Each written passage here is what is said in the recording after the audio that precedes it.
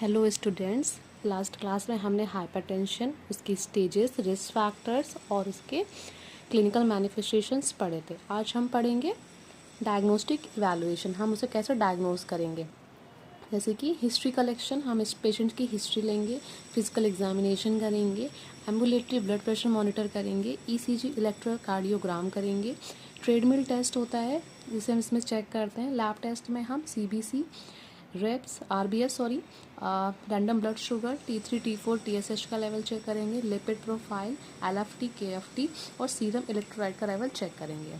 Treatment में हमें क्या करना है, ट्रीटमेंट में एंटी हाइपरटेंसिव एजेंट्स देंगे, यानी कि हाइपरटेंशन को स्टॉप करने के लिए we will give anti hypertensive drugs. These are the agent which helps इन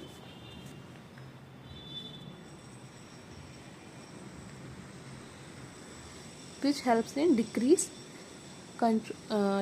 यानी कि ब्लड प्रेशर को कंट्रोल करने के लिए और डिक्रीज़ करने के लिए हेल्पफुल होगा। इसमें हम क्या करते हैं, ब्लड प्रेशर को कैसे कंट्रोल करते हैं, इसमें सिर्फ एक ड्रग्स नहीं होती हैं जिसके थ्रू हम कंट्रोल कर सकते हैं। So the first is diuretics. हम डायूरेटिक्स देते हैं, एस इनहिबिटर्स देते हैं, ARBS यानी कि एंजियोटेंसिन रिसेप्टर ब्लॉकर्स देते हैं, बीटा ब्लॉकर ड्रग्स देते हैं और कैल्शियम चैनल ब्लॉकर्स देते हैं। तो डायूरेटिक्स का काम क्या होता है, डायूरेटिक्स क्या करता है, इंक्रीज़ करता है यूरिन आउटपुट को और डिक्रीज़ करता है ब्लड प्रेशर, यानी कि जो भी हमारी वेसल्स में ब्लड प्रेशर का जो लेवल बढ़ रहा है, यानी कि वॉल्यूम का जो लेवल बढ़ रहा है, तो फिर ये क्या करेगा, इंक्रीज यूरिन आउटपुट, यानी कि यूरिन के रास्ते से क्या करेगा, फ्लो को रिड्यूस करेगा, जिसकी वजह से प्रेशर जो होगा वो क्या हो जाएगा, कम हो जाएगा।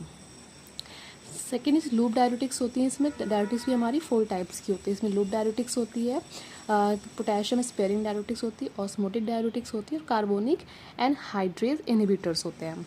एस इनहिबिटर्स का काम क्या होता है, helps in inhibition of conversion of angiotensin first into angiotensin second. ये जो एस इनहिबिटर्स होते हैं वो क्या करते हैं, एंजियोटेंसिन फर्स्ट को एंजियोटेंसिन सेकेंड में कन्वर्ट नहीं होने देते हैं।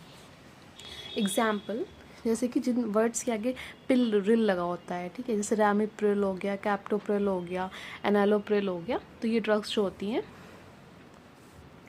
फिर आता है ARBS यानी कि angiotensin receptor blockers, that is helps in blocking angiotensin receptors and दस मिनिमाइज ब्लड प्रेशर।